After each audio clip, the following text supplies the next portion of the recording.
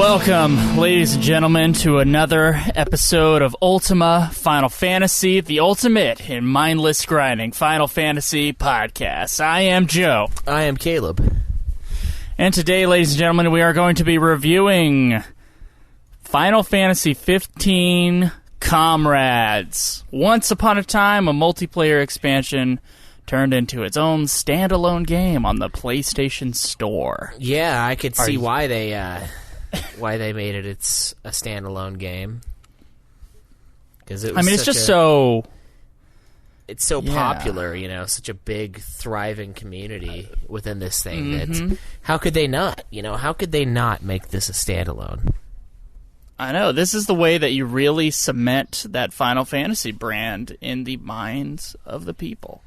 It really is. World of Warcraft, see what it did to the Warcraft name. It took it over, and now this is what is going to take over Final Fantasy 15. Yeah, and I mean, it truly has been the talk of the town.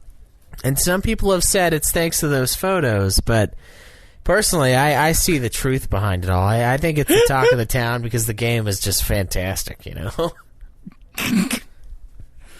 Oh, God. But we'll get into all of that after we do some plugs. First off, this is a weekly Final Fantasy show, and we have been going through every single game titled Final Fantasy, and we're almost done, frankly.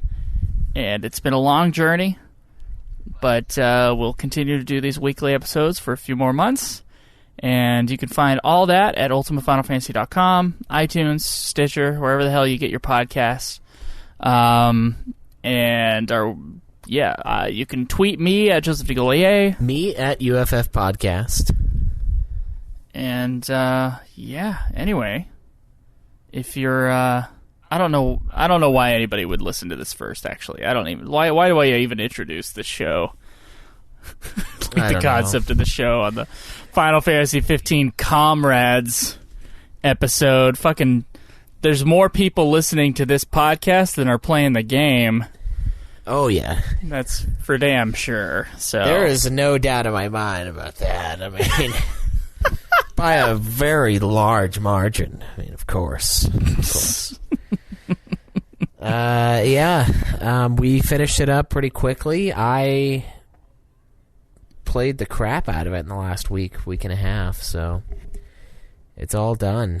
That's really all we've been doing with Final Fantasy, I believe. You haven't started Dissidia yet, have you? No, we have not started Dissidia, and I just figured, hey, I'll start Dissidia after we're done with the review for Comrades. Yeah. I don't know, I felt like that would be the right thing. I was afraid I was going to be stuck on this game for fucking ever. I was so afraid of that, because we started playing this thing, it's like time just kept going, and like there seemed to be no end in sight. And then there was a part where I felt like I was close to the end, and then I like went back, and I was like, oh, I guess I'll just wait for Schweiss and them, so that I could play this game some more. And then I kept doing the quests, like the required quests, because I was like, oh, you know, I'll just keep going. And then someone said, hey, there's more quests after that.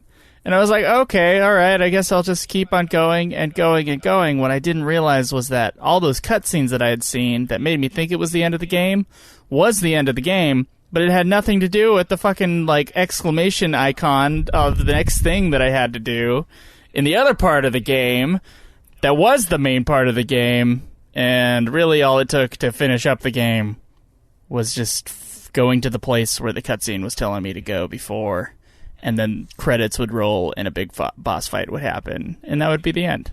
So I was actually at the end, like 7 hours into the game. Yeah. But yeah. It's not a super long game. I mean, it's sort of set up like an MMO, but it's like a... I don't know, I would call it an MMO, but it's a minutely multiplayer online experience. Mm-hmm. There's not a whole lot of, there aren't a whole lot of people on there with you.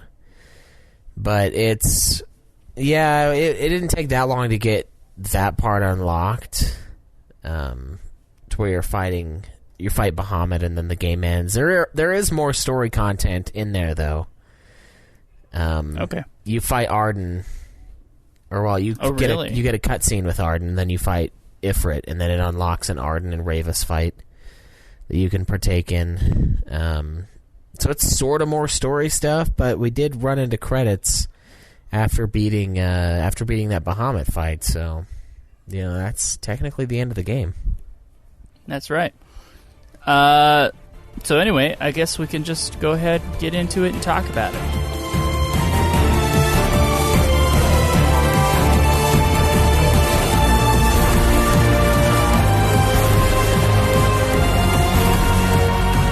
Yeah. Let's talk about story and development and all that shit.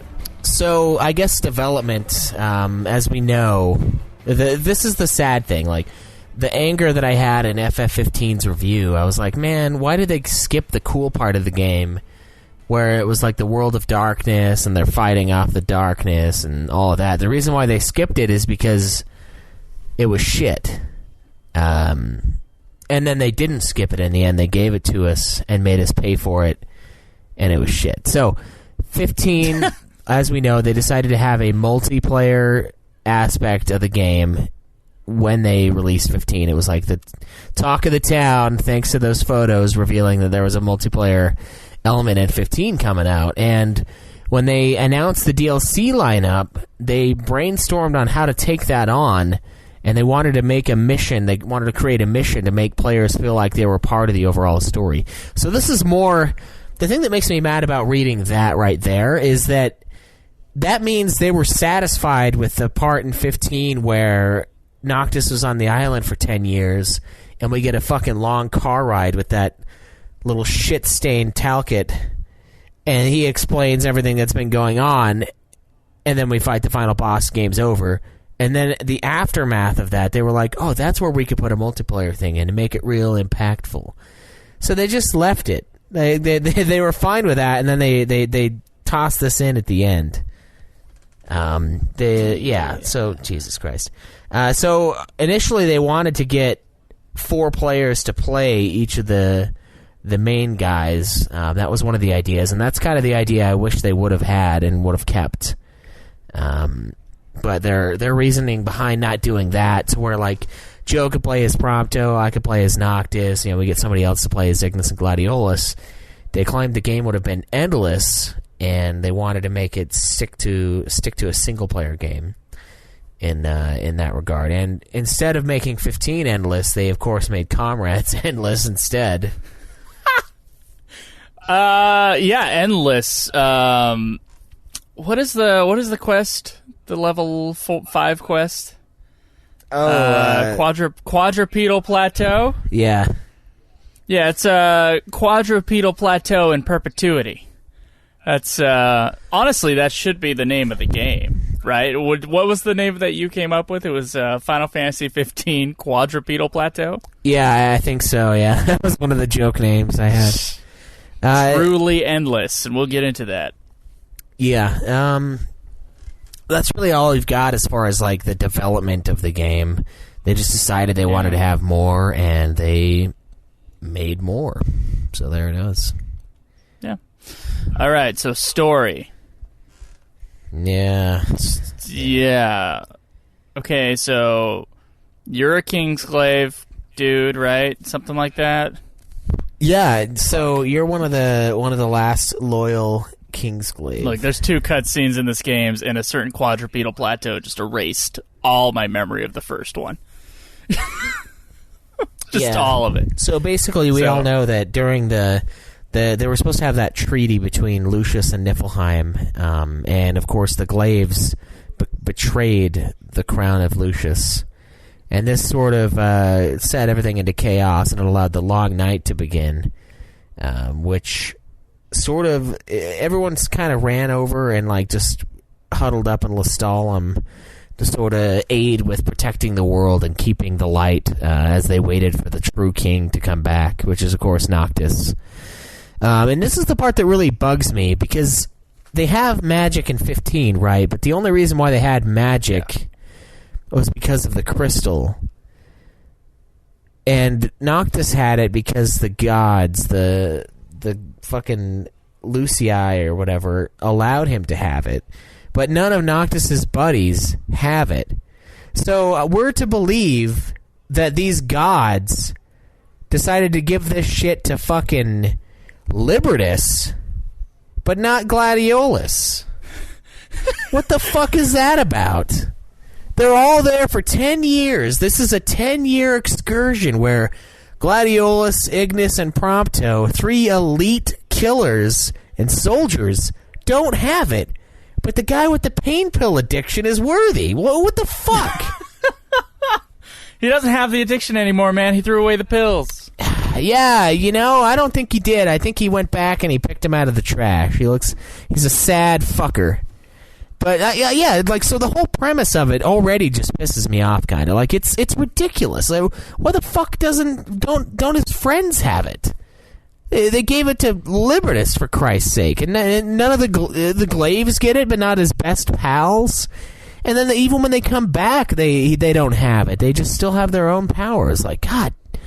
But whatever. That's kind of what their goal is, and they're essentially the Glaives. A few of them are chosen to protect the island where Noctis is at, and you kind of go there and you keep Noctis alive, and you keep him sleeping. Pretty much, yeah. Make sure to cut his beard every once in a while. Yeah, I noticed that when he came out in this game, when Noctis, was revealed, he had less of a beard. So maybe they did trim it down a little bit in this game. But yeah, you basically keep the island safe, and then you go to the island, you fight Bahamut, and Noctis wakes up, and he goes and beats the game, pretty much. And that's kind of all there is as far as the story is concerned. I mean, we get a lot of returning characters in the game. We've, of course, got the fat guy from Lost. He lived.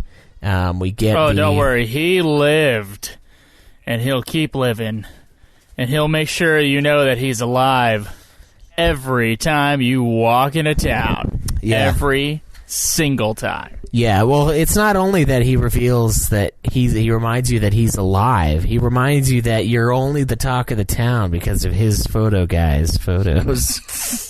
It's not even him taking these photographs. Oh my God! Every time you walk into town, he goes, "You're the talk of the town, kid. Thanks to those photos."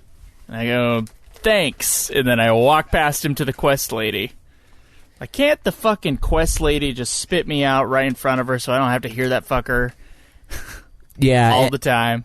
Well, and it's not even just him; it's every person in the world. Every time you walk by him, they have like a little conversation queues up, and they just start going to town on whatever little off conversation they were having before, and you then interrupted. But yeah, the biggest one is definitely that. As far as the story goes, you get that guy, you get the annoying lady from the power station, because the whole premise of the game is you're keeping the dark at bay by lighting up the world by connecting these power stations. And like they just decided to bring back all the worthless characters from 15 and just like remind you of how poor most of that cast was. And then also, like, you get to see Sid, and he has this like upgrade machine in his. It just kind of chilling there, and I'm like, geez, I feel like I was kind of gypped in 15. Like this guy's like, oh yeah, just bring me chunks of these animals you're killing, and I'll just laser beam them the pieces into your weaponry. And in 15, it was like, every once in a while you could farm the items you need to get a few upgrades here and there, but the stuff I'm getting in this game in the end game is like way better than all of the stuff that they gave me in 15. You know what I thought this game was going to be, though? I thought it was going to be the 4 dudes and like them kind of reuniting right before they have to decide to go fight Arden. And like doing some like adventuring and fighting and shit of their own to help the town, and you exploring the world a little bit. Like, what has everybody been doing in that time? Instead, you get these side character things, which obviously they made the decision to do that. I thought it was kind of the wrong decision. You don't have to stop 15 cold and then have that part. If you want to keep this as the multiplayer part, in the middle of 15, it should just be like, ding, hey, you want to play the Comrades game, or do you want to keep going? Like, right after Chapter 13 or whatever. Yeah, that would be better. I mean, it's upsetting because, like I said before, one of the big complaints I had for 15 was this section of the game being non-existent as far as the World of Darkness and stuff is concerned. Like, there was no content in the original game, and then when they do put the content out, it doesn't have anything to do with anything. Yeah, it shows what people have been doing for the last 10 years, but like, it doesn't show any of the people we care about necessarily. Like, every once in a while, one of them will come to town and you can fight them, but that's about it. Like, it doesn't give us anything that I kind of wanted from this portion of the game. Like, I get, and it makes sense that it would be like a constant uphill battle, and you have to fight all these creatures and keep them at bay and all of that. And like, that part works, but there's just zero story to really grab onto here, and it just seems like they wanted to make a couple extra bucks, and they just said, hey, let's make it like a watered-down version of 15's combat, but 50 times longer as far as like getting stuff done. Yeah, that's exactly what it is. So yeah, there's not much else to say in story. Not great, but it's not really that much there anyway. It's a beginning cutscene, which I forgot. I just remember Libertis and going like, why is he in this game? And then the ending, a little section with the Bahamut fight. Yeah. But yeah, I guess we can talk about gameplay.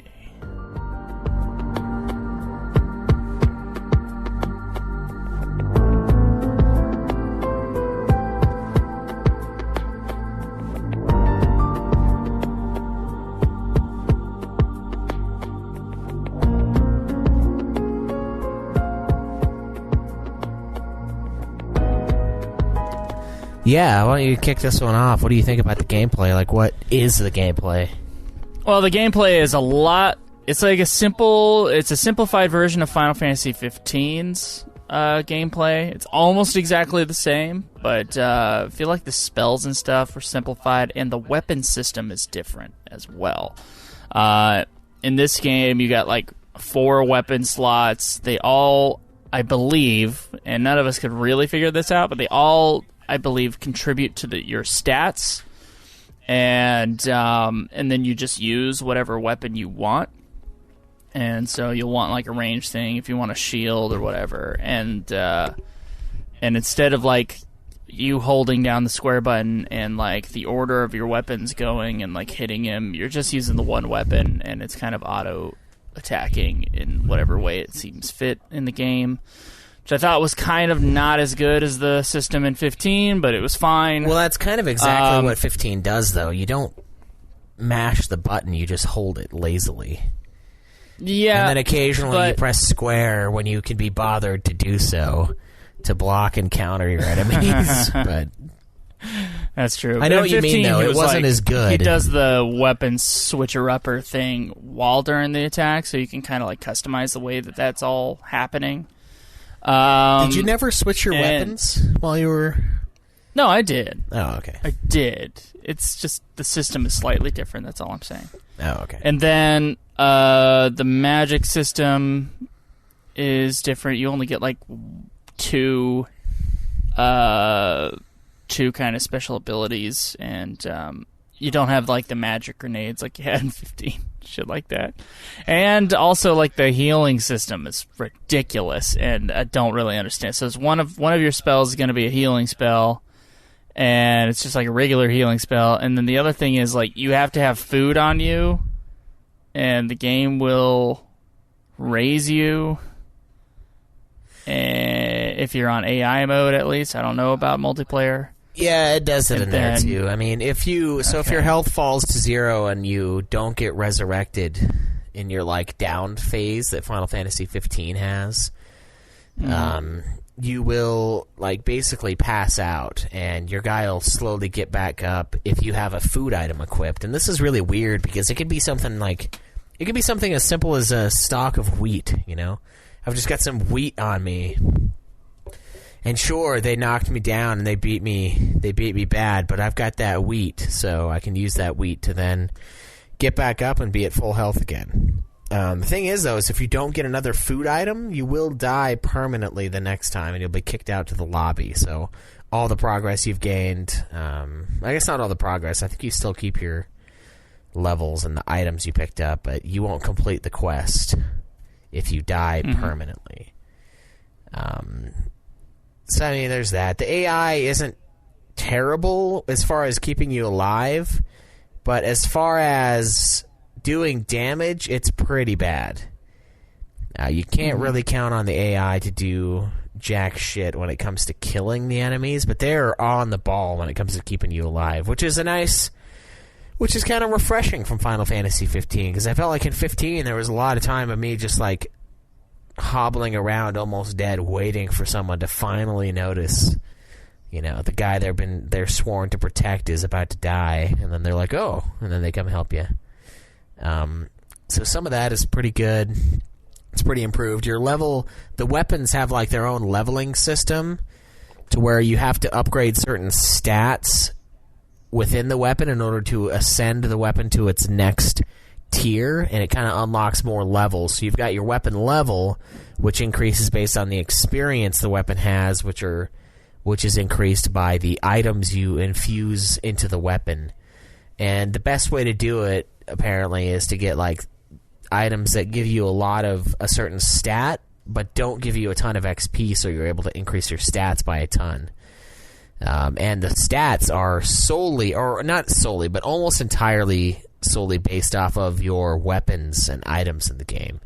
So instead of having a big old tree like in Final Fantasy 15 that you can sort of increase your stats with, you'll get level bonuses each time you level up based on your hometown in the game. I think I chose Insomnia, so I get like magic and health. I did too, and I regretted it. Yeah, I do too. Yeah, not a good choice. The health is good, but the magic, I don't care about. I was always about that damage, Yeah, but same. you can sort of customize your experience whether or not you want to go full attack or full magic based on what items you craft later in the game. And if you don't like what you did with the weapon, you can strip it of all of its upgrades and start again. A bunch of different ways to sort of recover your progress. There's a lot of farming for items to use to upgrade your equipment in late game. I didn't really do a whole lot of that yet, but if I want to beat Ifrit, I'm going to have to, because he's a pain in the ass.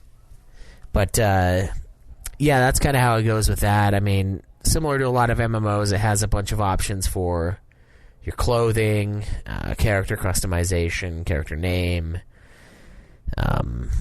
all sorts of stuff like that. And the gameplay, you're kind of set up, it's set up like you're in an HQ. So you're in Lestalem in the beginning, and you have a very finite area you can sort of explore.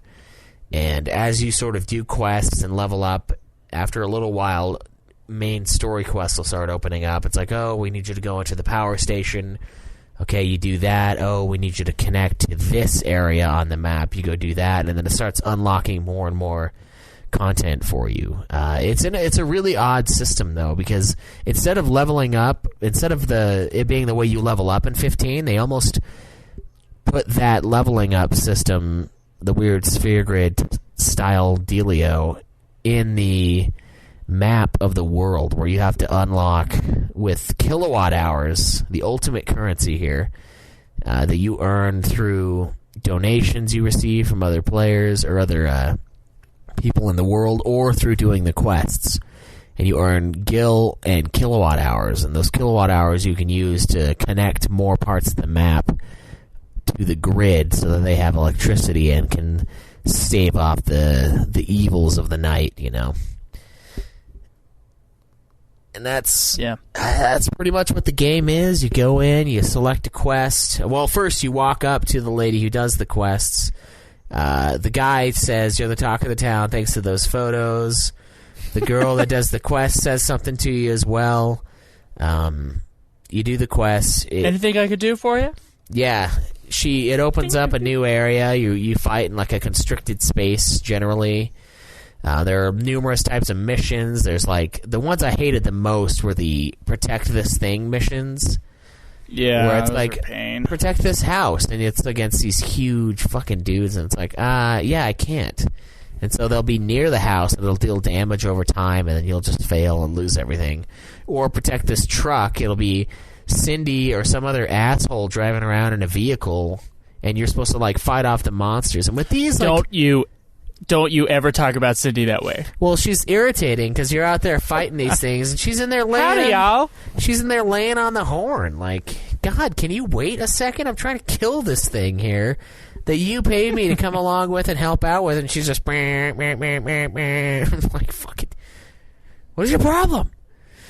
But yeah, you do a bunch of missions. You group up with either NPCs. You can create your own little lobby, and this is where getting into a community is very important, because the NPCs will be around your level. So if you're trying to take on a higher level quest, you're going to get destroyed if you're not ready for it.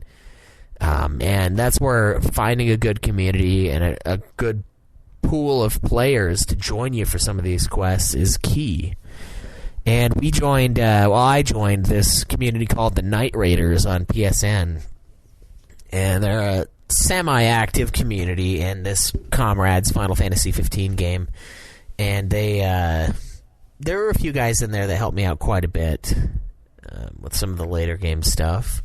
And it's nice. It's really boring to play this game by yourself, so if you could find someone else to play with you, it'll make the game a million times better.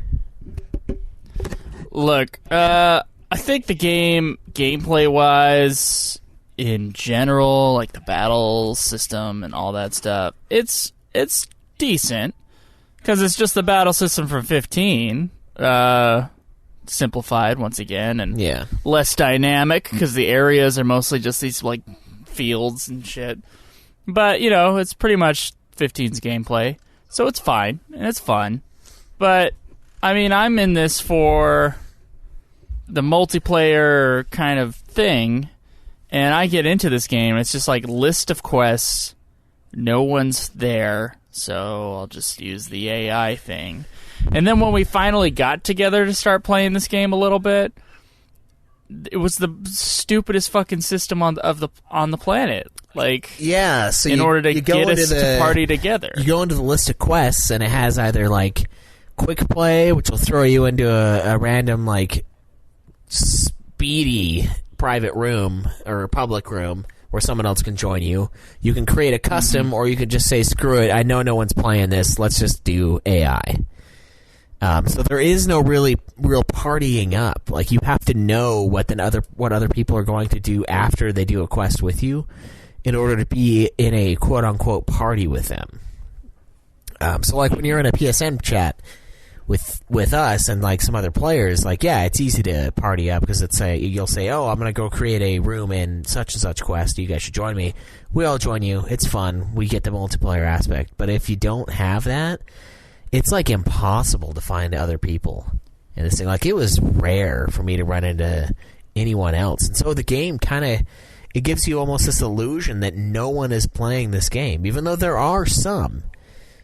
There's probably a few hundred people playing it, but they're all super late game or doing this or that, and it just seems barren. And I think a lot of that is because of how poorly they implemented their party system in this game. It's terrible. It's terrible. There's just nothing else to say about it. I mean, like, I wish they would have a little slot on the side that would say, hey, there are 2 party rooms or 2 rooms in this quest. And that way you can go through the quest and be like, okay, I want to play with someone else, and you can find one that has someone else in it, instead of just having to go into each and every one of them and hope that there's someone there to join you. Because, I mean, like, adding friends or having it connect to your PlayStation Network shit and seeing that you guys are both playing 15 Comrades and giving you the option to party up, that would be too difficult for them to program to the game, I guess. Yeah, apparently. And you have to, look at the person. Like every other fucking game does. There's, a study option in the game where you can, target another player and study them, and that's the only way you actually get their real PSN ID. So you can add them on PSN and then try to get them in a chat party with you so you guys can coordinate a little bit more, a little better that way. But honestly, for me, a lot of it was just, okay, I found this person doing this fight, and then we beat it, and then I went back in there, and they were doing that fight again, so clearly they're farming this fight. So I would just jump in a few times, because they were, like, 4-shotting the boss, you know, and I would get a ton of free XP and kilowatt hours to go spend and improve my character, improve the map, unlock more zones, so on and so forth. And that was, like, the best time that I had, because I was able to, like, continually get in a room with these people, and there were some pretty cool ones. One of the names was it's the spellcaster from the Wheel of Time. Moraine? No, I think it's the older lady. Moraine? Like maybe it was Moraine. I don't know. It was. I recognized the name, and it might have been Moraine. And I thought it was pretty funny because they had like insane magic abilities, you know. And my character, of course, I named him Panty Dropper, and he is the classy name. He's the inner city cousin of the guy I made from Final Fantasy XV's Monster of the Deep. So he has the same like disgusting long hair on one side, short on the other, and I made him very large, much like the Comrades guy. But this guy's at least a foot, or he's at least a foot taller than his backwoods cousin who's still fishing to this day. Catching cans and hitting kids with the controller. See, I just made my guy look like me, which I guess was the boring option I have less of a story with. I just always try to make him look like me. Because I'm not an Avatar kind of guy. I'm just not. Never have been. But, yeah, I mean, look, the gameplay is decent. It's just the online element, shit. And then sometimes it would boot Jake out of the fucking party sometimes. Like, just like the servers aren't any good. Yeah, I got booted numerous times myself, too, as I continued to play. It's not a great setup, and like it takes so much to get with other people, and then sometimes you just get fucked for it. And it seems ridiculous. Like, God, are you trying to make me now want to play your game? Like, and I think the answer is yes. Because you'll go from like, all the quests are level 30, and then it's like, yeah, they're 70. And then there are 2 level 70s, of course, a couple level 80s, and then the rest are 90s. It's like, well, I'm still level 40, so thank you for that. It's got pacing issues. I mean, that's all extra stuff, but still, there's no leading you into that. It's just do the same quest that's pretty good for levels over and over and over and over and over again until you can finally take on this one new quest that you'll play once, and then you'll move on to the next new quest that'll kick your ass. You'll go back to a level up quest that you do over and over and over and over again, and then just to do the 1 or 2 other quests, and it's like, these are pretty potboiler quests. Like, why couldn't you make another 15 or 20 that were in between these ridiculous level gaps to give me new content? At least give me something that like I can recognize as different from what I've been doing, but it's not really there. It's the constant grinding on, for me it was Quadrupedal Plateau followed by the Cindy escort quest. Yeah. Those 2 quests, man, they never fucking stop from. Oh, and followed by the Robotron 9000 or whatever the fuck that quest was called. Those 3 quests, I don't know, man. I think that's most of my gameplay time by like 90%. It's just like me going into those quests and just like mindlessly grinding, because those quests, for me in particular, were like the perfect amount of kilowatt hours, good experience up to, a certain level, and easy. So it just kept on like doing those ones, because otherwise I'd be like ripping my hair out trying to get like a higher level quest that would be more interesting but wouldn't be worth all the effort to go through to grind. So it was just like, man, it's a terrible it's terrible in that way. It really is. Yeah. And the thing that saves it is the weapons upgrading system, but I mean, come on.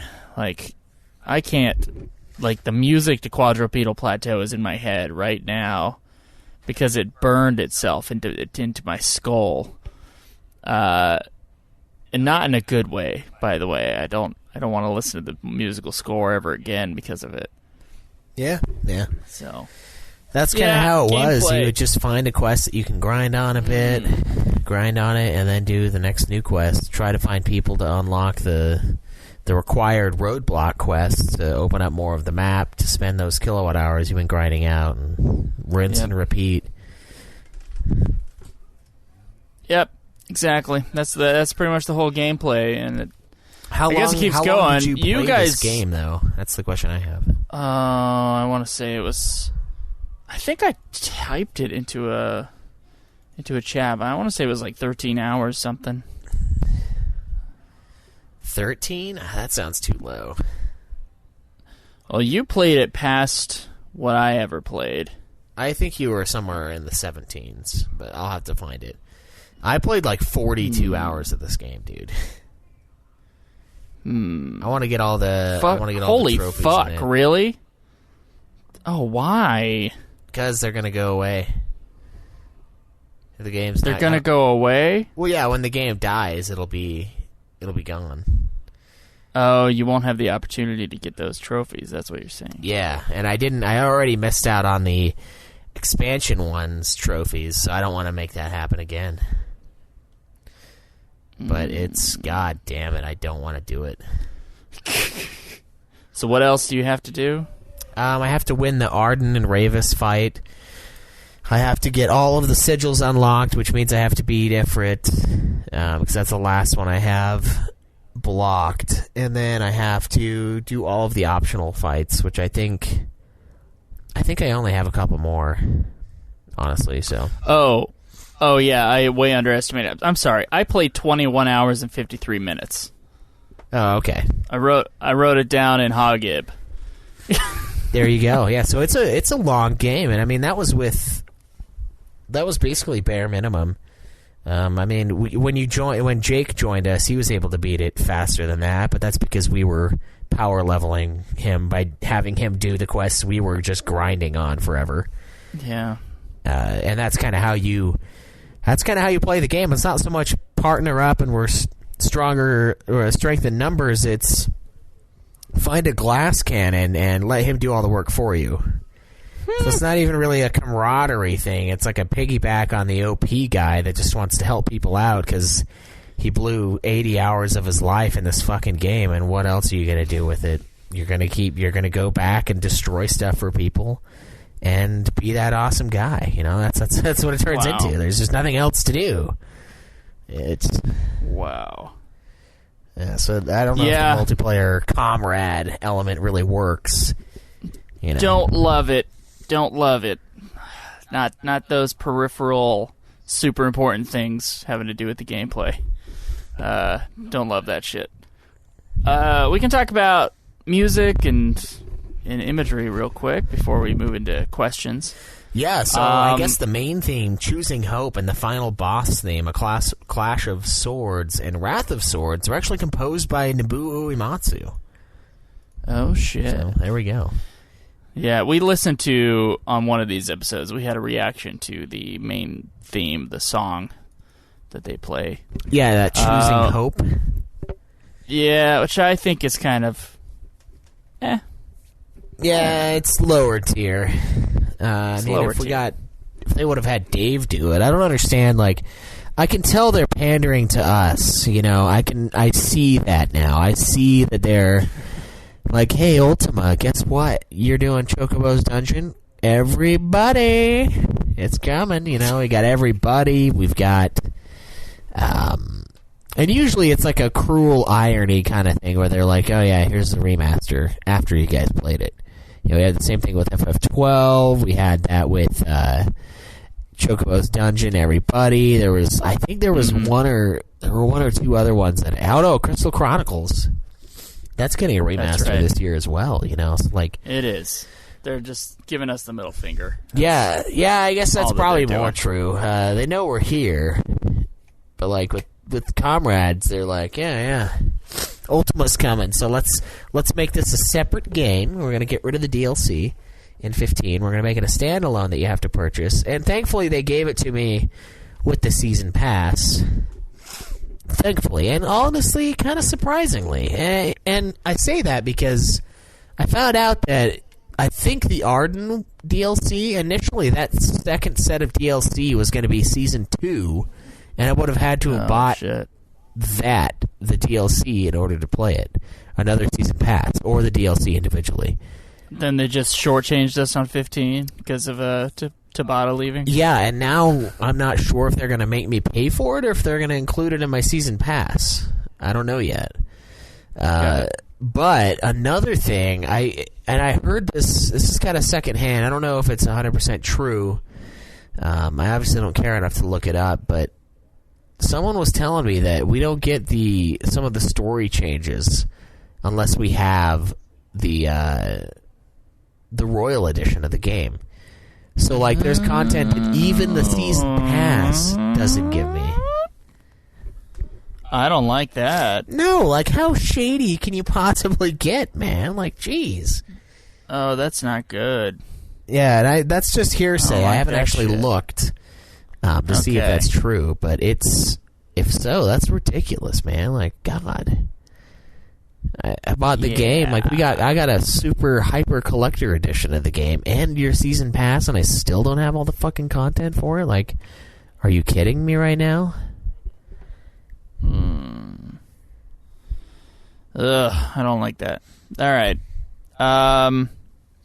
So what do you think about the music, Schweiss? Largely similar pieces to 15, never as bombastic. So, I mean, 15's soundtrack to me was kind of middle ground, but it has extremely high highs and then a bunch of just atmospheric bullshit, right?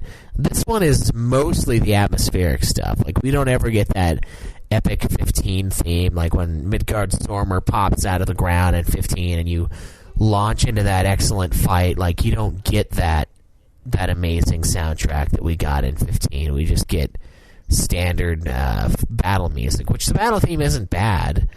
It just gets repetitive, and some of these fights, if you're not strong enough, they'll be like 15 plus minute fights against one single enemy, and you're just listening to the same track on loop, and it just, after a while, it kind of starts grinding on you, and you just turn the volume down because you're done hearing that song.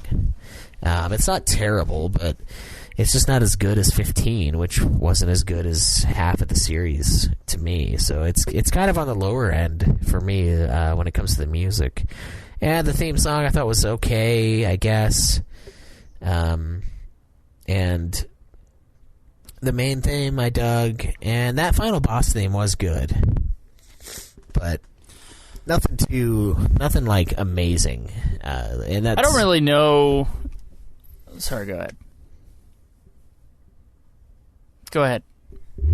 Yeah, nothing super amazing in this one. So soundtrack decent. Voice acting was well enough. I mean, it's pretty much a return of everybody. And to me, it was like when I started it up, I was like, oh god, like this is just Square Enix being like, we have a second day of we paid these voice actors for 2 days, and we got through all their lines in 1 day. What should we do? And they're like, I know. Let's prepare for Comrades. And then they got everyone to say 2 more lines each, and then they let them go for the day. That's where we're sitting. All right. Sorry, there's a noisy apartment right now. So let me real say. So the music, I don't think it's Final Fantasy 15 soundtrack music. I think it's like someone extending the soundtrack, and it was fine. So I enjoyed the music. Actually, it's just that the pieces of music that played during like the parts that I had to keep on going over were driving me fucking nuts. And I love the soundtrack to 15. But Comrades soundtrack, I thought it was fine. Voice acting was good too, except that the lines were super repetitive, which really isn't the voice actor's fault or anything like that. No. Something that did drive me nuts was I had party chat prioritized, and the music on Quadrupedal Plateau was still fucking too loud. Like for me to be able to hear you people. So. Oh yeah, I turned the game down. I turned it all the way, dude, and it was still too loud on those parts. Because I don't know, you and Jake like to talk with the mic about 9 feet away from your face, and so like if anybody's talking at like a quiet level, you're fucked. You can't hear them. Yeah, it's over. Party chat. It's over. Now the way the game looks, I think it's just reused shit, like reused assets from Final Fantasy 15. So it looks good. It looks fine for what it is. It seems to be more simplified in a lot of ways, just because it's like a small game. It's got a small scope, and everything's like quest shit. As opposed to 15, that was all like one giant world, or not a giant world, but like 3 big valleys that were all kind of. There was a lot of care put into that stuff, and it seems like there was less care put into this, but that is actually totally understandable. Yeah, unfortunately, it has the same overlong loading times that 15 had when you're loading the game up. So it feels like it's going to be this grand world, and then it's just half of Lestalem. Yeah, that's all. Just half. Thanks to those photos. But yeah, it looked fine. The photos are apparently really good. I never actually saw any of them. Oh man, I have this one that's so amazing, and I don't know why it was taken. The game just decided this moment needed to be captured in time, and it's an image of Gladiolus. Just he has his hand up. He's like got one arm clenched to his chest, and it looks like he's doing like a workout, like he's punching into the air, and it's amazing looking.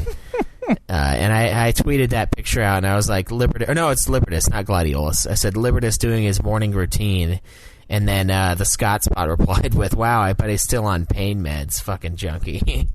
That's good shit. That was a really good moment I had with the game, and that's the only photo I've like tweeted out. The rest of them have been like weird, just kind of like in 15, where most of them are just like randomly taken during the fight. I don't know what like setup they have, what sort of algorithm decides to take photos. Maybe it's like when a certain amount of damage is dealt. Sometimes that's cool looking, other times it's just a mess, it's just kind of hit and miss when it comes to those. But it's a mechanic again. Yeah, it's cool. Okay, Twice, I have questions. Or we have like 2 questions, right, from our forum? Yes, we do. Okay, let's get into it.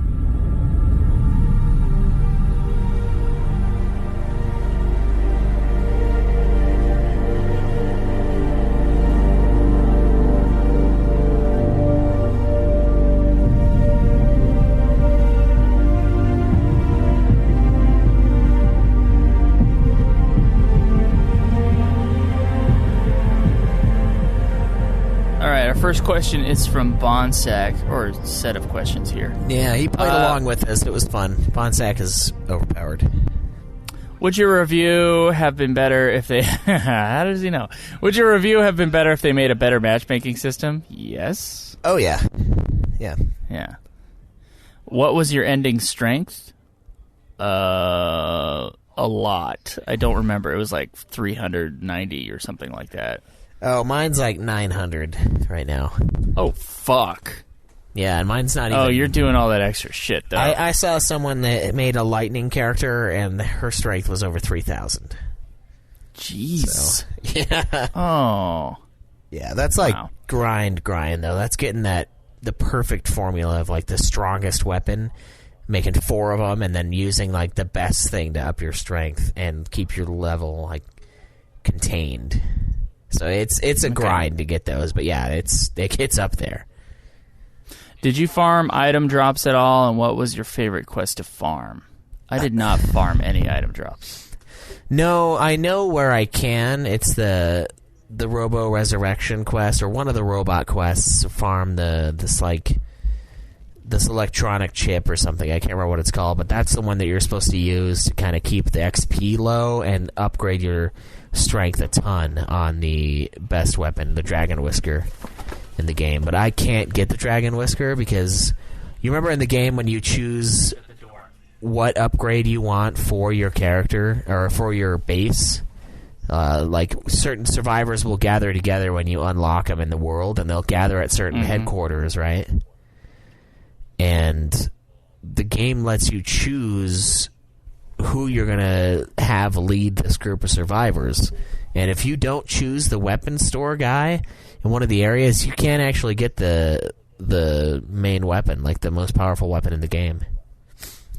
But the game lets you do a new game plus, where it resets everything except for your stats and weapons, and you can go back and choose a different path and choose the weapon guy. So you can get it technically, but you'd have to redo everything. Okay. So there's no... I don't know why you would do that. Like, it's sickening to me. But... Yeah, I don't think I would ever redo New Game Plus this shit. He asking us what our final build was. I don't fucking know. Like 2 really strong samurai swords, and because that's all I would use in combat. 1 ranged weapon for the annoying bees, and then I think I had a shield because stats. In order to level up items, that have to level up certain stats, and the shield ones are defense stats. So it's good to have a shield one on there. Yeah. I had Kane's lance, the chariot, whatever really good samurai sword I had on me, and then I can't remember. I kind of floated between the 4th one depending on if I wanted more strength or more defense. But I usually try to get as much strength as I could because I just wasn't interested in making a magic build. So, yeah. When do you consider the game beaten? Credits after you beat Bahamut. I think that's the end of the game. Me too. Everything else is extra, and the stuff with Ifrit is story related, and it has some story cutscenes in it. But I still feel like that's kind of extra, because it definitely feels like you completed the quest after fighting Bahamut, because the whole idea of it was to take place during Noctis's sleep, and he wakes up at the end of that, and you lead him back to the island, back to the camp, so that he meets up with all his friends, and then they depart and beat 15. They complete that thing. So that's at that point you have finished what this game is, basically. And there's a bunch of extra stuff you can pursue after that, but I would say that's the end, personally. Okay. All right, the last question from Bonsack is, there is talk that new content may be added in March. Would either of you start the game again to complete the new content, if it is true? No, unless they had trophies, that I might go through to do just that. But not just for funsies now. You get a hell no from me. Sorry, guys. Steven. Give me a no. Steven asks 2 questions. One, which we already answered. How did you design the characters? And then he showed us his. And then his other question is, what did you think of the customization options? Too much? Not enough? What do you think? I think it's a good balance, actually. I think the weapon customization, personally, pretty good. Character customization, I am kind of upset that I couldn't make my guy wear the Lara Croft Tomb Raider outfit. I feel like... of course, yes. We're in 2019 now, and if my panty dropper wants to wear a girl's outfit, I think he should be able to do that. I am if surprised. Panty Dropper wants to drop some dough on some panties. Yeah, and I spent good gil on that, and I am not allowed to wear it in the game. So I mean, I know, the sexist game or whatever, transphobic. Yeah, I mean the transphobia being shot out by Square. I'm surprised there's not more of an uprising due to this, to be completely honest. I know. I spent a lot of freaking money on that thing, and I was like, oh my god, I want to see my guy in this, and then I couldn't. He just won't wear it, so. God damn it, Square. Look at what you've done. I'll have to make, like, Boxer Rocker. Another female character. Boxer Rocker. Oh, Jesus. All right. I got some reviews from some people, so we can go into that and talk about the legacy of the game. So real quick, legacy of the game, Schweiss, fucking nothing will be forgotten about, piece of shit. I can't believe we're the only ones who've played it. Yeah, I think it's fun to play with other people, but it's a very base level of fun. It was never like, oh man, this is so great. It was just like, all right, like, this is cool because I have friends now instead of AI characters, so they're useful. There's some cool stuff with the. I guess like it was, I don't know. I just felt underwhelmed by the whole thing. I feel like they could have done a lot more with the story. They could have done a lot more with the world, and they sort of just did the bare minimum, threw something out, and wanted us to pay for it. Yep. I don't know. Yeah, it's just meh. It's a bunch of meh, and it's meh to you know. Yeah. Yeah, it's not great. Okay, got 2 reviews. 2 reviews from our listeners. One is Bonsack and one is Steven, the only people who visit our forum, I guess. Yeah, I have a couple emailed ones too, but I'll read those. Oh, you got some emailed ones. Okay. Yes. You'll read those after I read these then. That's fine. Bonsack says, Comrades was surprisingly fun. I started the game hating it and thinking it was a mistake to start. It reminded me of FF Record Keeper mobile game, where there was little to no story but a shitload of grinding. I had more fun as I got more involved with the community and tried to get the best weapon build. The best part of the game was joining up with the other players and trying to complete quests together. Unfortunately, the game has made it impossible to do that. The game actually has a great community filled with people who want to help other players get past roadblocks. I ran into some players from the community that had created a maxed out 4+ characters. I put in about 60+ hours into the game and enjoyed doing it. I beat all the bonus quests and beat every mission quest except the level 99 Bahamut fight. As a standalone game, this game was terrible. But as a DLC and multiplayer aspect of the original game, it was pretty fun and works for what it is. Steven says, those are very interesting points. I can't believe you put that much time into it. Was Bonsack one of the guys we played with? I played with Bonsack a few times. I'm not sure if you did, but all right. He was there, yeah. Sorry, guys, I bowed out. Once I found out I could just go ahead and beat the game, I beat the game. Yeah, I was going to keep Still it played from 20 Joe, hours. then I was like, that's rude. Steven says, Comrades was fun for a while, but there just wasn't enough new content to keep me interested. Too much grinding against the same old enemies. It was really fun at first to design my own character and try out the weapons and fighting styles of the FF15 combat system, but I lost interest when I realized how few clothing and weapon choices there actually were. I'd love to play this kind of game as a couch co-op with my friends, but waiting in the lobby for other players felt like such a slog. Overall, it was briefly fun, but quickly turned dull and boring, much like the World of Darkness, I guess. So, Steven, one of the interesting things there is, like, you wish you could customize your clothing options more.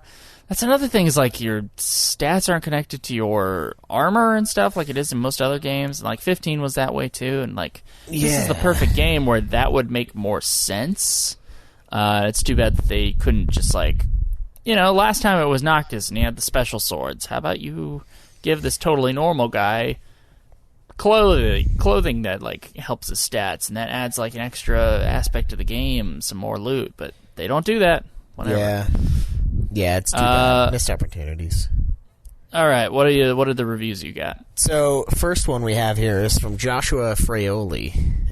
So this was an interesting concept and was the only aspect of the FF15 DLC episodes to acknowledge the Kingsglaive, other than the 2 Easter eggs and the CG montage that was added in the Day 1 patch in the main game, and drawings of Diamond Weapon in episode Prompto.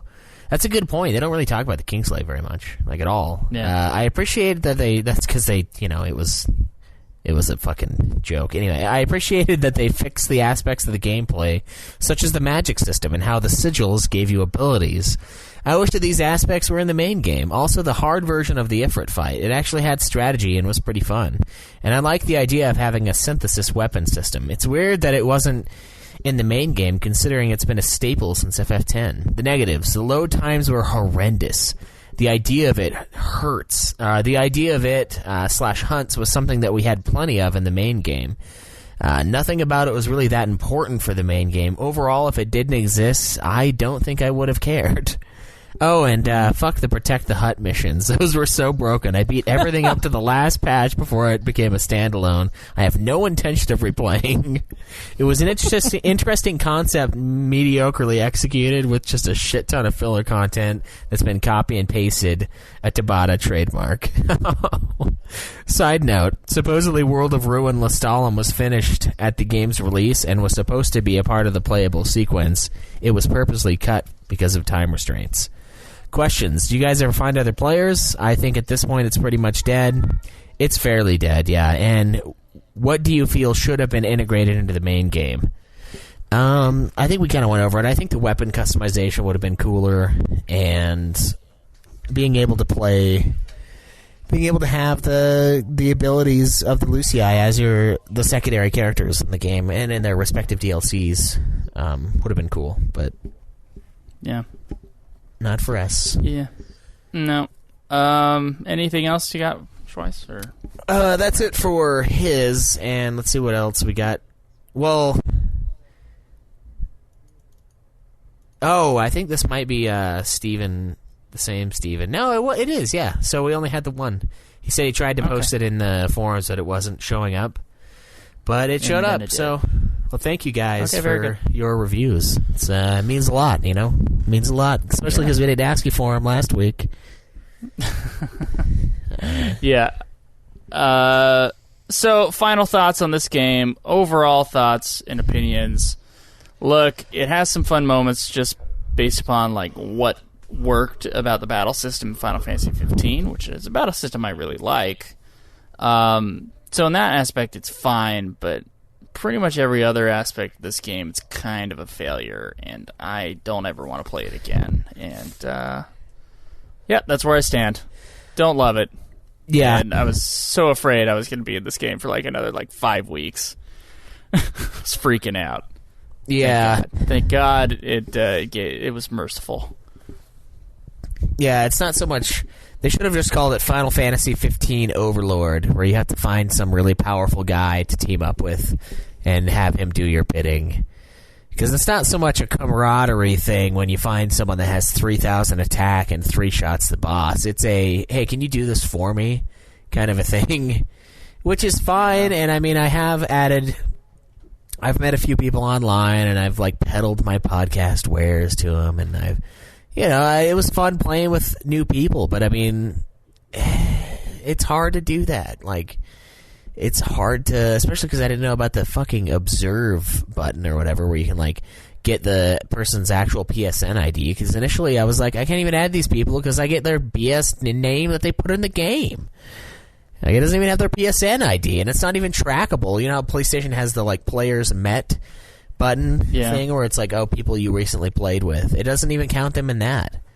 So I'm just like, God damn it! They make it so hard to play this thing with people or to play it at all. I put a lot of hours into it, but it was mostly out of a sense of duty and a sense of I want to see something new, you know. And I will say those optional fights in the game, they were a lot better put together. They were more iconic, I would say. And larger in scope than the stuff you had to do for the main game. Except for the Bahamut fight. That one was pretty good. But the side stuff is all well done like that. Just, unfortunately, it doesn't really have much of a story tie-in, and I'm not quite as into it. But I think this is a game that you guys, I think you should play it. And just try to join our the Night Raiders community that I joined up with, and get in there with some listeners, plow through it, finish it up, just to say you did. And if you like it, finish up everything, get all the trophies in it. If not, at least you got to play it while it was still alive. Because my thing is, I don't think this game's going to be around for that much longer, because it doesn't seem to be that big. So I think it's a good thing to take some time out and run through it while you still can, because it's one of those ones that's just going to go away. Just like the DLC did. It's gone. Yeah, in my rankings, I'm going to go ahead and put this one second to the bottom. The bottom, I believe, is still being held by Kingsglaive. Yeah. I don't know because I didn't check my rankings before, but I'm pretty sure I would take the fishing game and the little side scroller game above this. But I don't think I'm gonna put the movie above anything. So. Yeah. Second to the bottom for me, so that, and this is mostly a note for myself when I have to like combine all these fucking lists together in the future. That's where I'm putting this one. Schweiss, where do you put it in the Final Fantasy 15? Yeah, and it's funny because I was talking to Jake, and he was like mad because I told him that I was putting Monster of the Deep above this, and I was like, dude, you crazy? Like, Monster of the Deep is way better than this game. It's a fishing game. And that's what he said. And I was like, I know. I know it is. It's still better. God, it's like a mindless fishing game with a lot of content, to be honest. So I'm going to put my overall rankings. I think I am going to put this one at the bottom. The very bottom. Yeah, I kind of liked that side-scroller beat-em-up King's Tale game that we played. This one, it has its moments, and it's fun to play with other people. What about Kingsglaive movie? Oh, wait, no, you're right. Never mind. Kingsglaive is the bottom. Okay, so your ranking is the same. Yeah, it's going to be Kingsglaive, then this game. So Kingsglaive, Comrades, probably the Knight's Tale.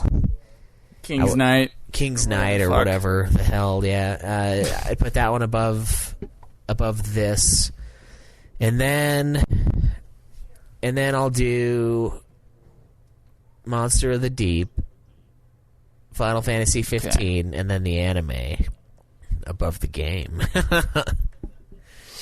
Wow. Because I think the game is okay, and the anime is pretty good. So I'd put the game above the anime. That's ridiculous. No handstand push-ups. Second place. All right, that's what we got, guys. We are going to move on to Dissidia Duodecim 012. Dudekheim, as it has been called on this show many times. Yeah. I guess the campaign of the first game is kind of enwrapped in this one, so it's both a remake of the first game and a sequel. So we just figure we're cutting out the middleman here and just like covering both those games by playing 012. So that's the next game we're on. If you want to play along, it's supposedly a long game, so we might be on this one for like 4 weeks. But we'll see. We'll see what happens there. Yeah. I'm excited to play. I'm finally going to play Dissidia. I'm excited about that. Yeah, I've heard about it for years. I have alternate covers for the PSP cases, but I haven't played a moment of Dissidia, to be honest. Except for Dissidia NT, and it was a moment too many. Well, so that's what's after that, so that'll be fun. Yeah, at least we'll get to play with each other, I think. I don't know. Depends on your internet type, I guess. Oh, sometimes the PSPs don't like to connect anymore. Anyway, I guess. Well, anything else to say? We already gave our plugs.